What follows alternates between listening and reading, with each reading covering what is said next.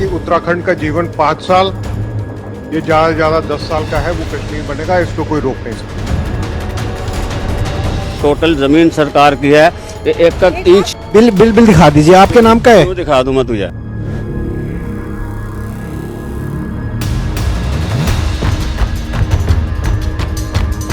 ये वक्त है लब जिहाद लैंड जिहाद को। इस देवभूमि में इस्लामी कट्टरपंथियों का इतना बड़ा सैलाब उमड़ पड़ा है, इसको अगर आज नहीं रोका गया मेरे बाबू, तो कल रोकना संभव नहीं। तेरी बात की नहीं है? अबे मेरे बाप की नहीं, गवर्नमेंट की जगह है ये, गवर्नमेंट के। तो बोल कुछ क्या कह रहा, घट का पानी डाल।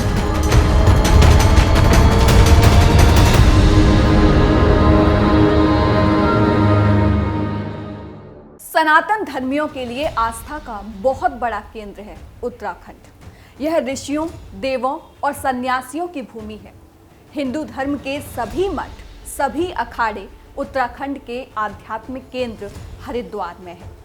पिछले कुछ दशकों में जनसंख्या में जबरदस्त बदलाव आया है और इस बदलाव से पहचान और अस्तित्व पर ही खतरा खड़ा हो गया है। सोचने वाली बात है कि जहां 1985 से पहले उत्तराखंड में एक भी मस्जिद नहीं थी, वहां देखते ही देखते कैसे ये आंकड़ा 2000 पार कर गया।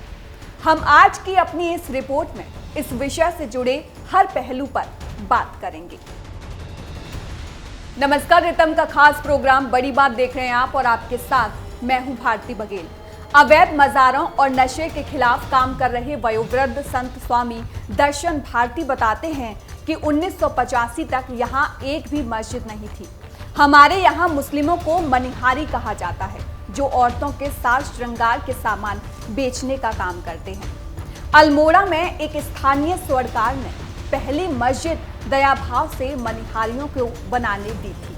उन्हें ये नहीं पता था कि इसके बाद यहाँ मस्जिदों की बाढ़ आ जाएगी। यही दावा वॉइस फॉर इंडिया की फाउंडर और अमेरिकी एक्टिविस्ट रेनी लीनन व कुछ अन्य लोगों ने भी दिया है। कई जानकार यह भी कहते हैं कि उत्तराखंड में मुस्लिमों को सबसे अधिक बढ़ावा कांग्रेस की एनडी तिवारी के नेतृत्व में बनी सरकार में मिला था। वो कहते हैं कि एनडी तिवारी की सरकार में महापाप हुआ है। उनकी ही सरकार में नैनीताल के नैना देवी के मंदिर के ऊपर उत्तराखंड की सबसे बड़ी मस्जिद बना दी गई।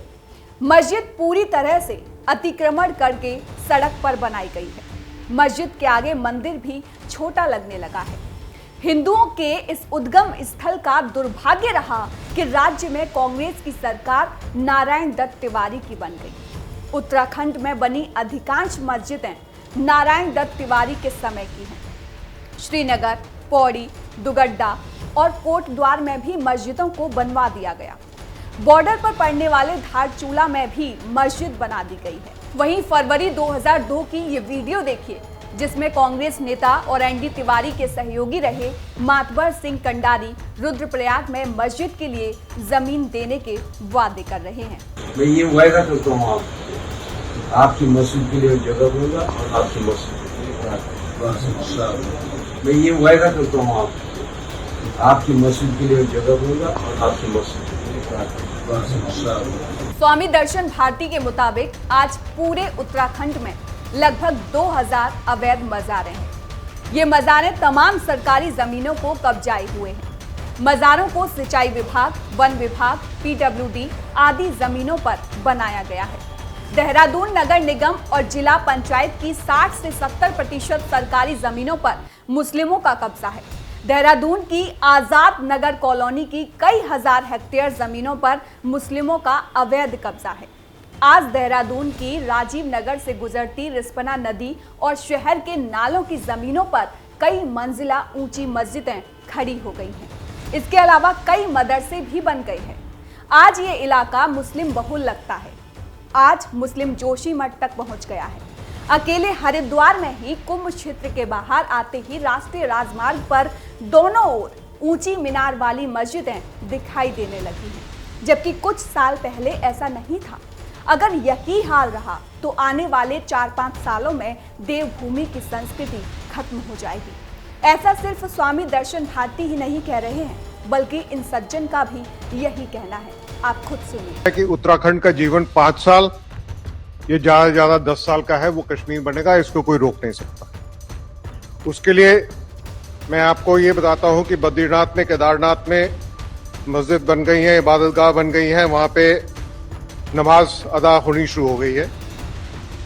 जो वोटेज परसेंटेज चेंज हुआ है 2012 से लेकर 2022 तक, ये 43% जो है उधम सिंह नगर में, देहरादून में 41%, नैनीताल में 32%, हरिद्वार में 33%, हरिद्वार पूरा शहर घेर लिया गया और टोटल परसेंटेज राइज 37% है और ये 20% से लेके यहाँ तक इतनी परसेंटेज राइज हो गई है। जिस तरीके से एक वर्ग विशेष कब्जाने के हथकंडे में माहिर हो गया है, उसकी समय समय पर अनेकों वीडियो भी हमारे सामने आती रही हैं।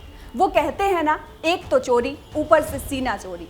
कुछ ऐसा ही हाल इनका उत्तराखंड समेत देश के अन्य भागों में भी दिखाई देता है। पहले ये वीडियो देखिए। टोटल जमीन सरकार की है, एक इंच बिल दिखा दीजिए, आपके नाम का है? क्यों दिखा दूं मैं तुझे? फिर उखड़वा दो, तुम्हारे में ताकत है उखड़वा। नहीं तेरे बाप की जमीन है? अबे मेरे बाप की नहीं, गवर्नमेंट की जगह है ये, गवर्नमेंट के।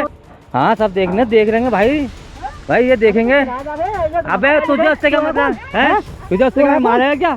तू है कौन? मारेगा क्या? अबे तू है कौन? तू मारेगा क्या? अबे इसमें तेरा आगे क्या? तेरा हक है? मेरा पूरा आगे। सरकारी जमीन है, ये पूरा बोल सकता हूँ ये मैं। सरकारी जमीन है, बोल क्या गाली मारेगा? ले मानना। और तो और मज़ारें उस जगह भी बनी हुई हैं जहां इंसान नहीं रह सकते। जी हाँ, हम बात कर रहे हैं उत्तराखंड के रामनगर रानीखेत मार्ग पर बाघों के आश्रय के बीच भूरे शाह शेर अली जुल्फकार दादा मियाँ की मज़ार की, जो कि विश्व प्रसिद्ध जिम कॉर्बेट पार्क से सटी हुई है। जमीन जिहाद में लगे तत्व किस हद तक जा रहे हैं, ये हम आज की रिपोर्ट में देख ही चुके हैं। जिस प्रदेश को देखकर कहा जाता था कि यह दुनिया को हिंदू धर्म का संदेश देगा, उसी प्रदेश के अस्तित्व पर आज संकट मंडरा रहा है। अब जरा सोचिए, अगर इसी तरह जमीन पर मस्जिदों और मज़ारों की भरमार होने लगे, उनकी संख्या में दिन प्रतिदिन वृद्धि होने लगे, तो ये सनातन पर कितना बड़ा आघात है। उत्तराखंड की हिंदू जनता की आस्था पर यह कितना बड़ा प्रहार होगा, इससे पता चलता है कि हिंदुओं के सनातनी संस्कृति को विकृत करने की कितनी बड़ी साजिश देवभूमि में चलाई जा रही है। जरूरत है कि समय रहते इस साजिश को रोका जाए ताकि देवभूमि का देवत्व कायम रह सके। तो ये था बड़ी बात का एक बड़ा मुद्दा। आप सभी से फिर मुलाकात होगी एक नए मुद्दे के साथ। जय हिंद।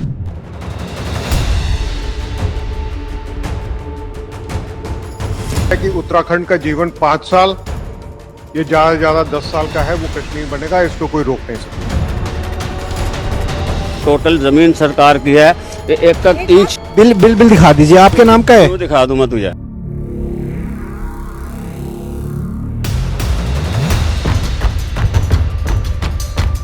तो ये वक्त है लव जिहाद, लैंड जिहाद को।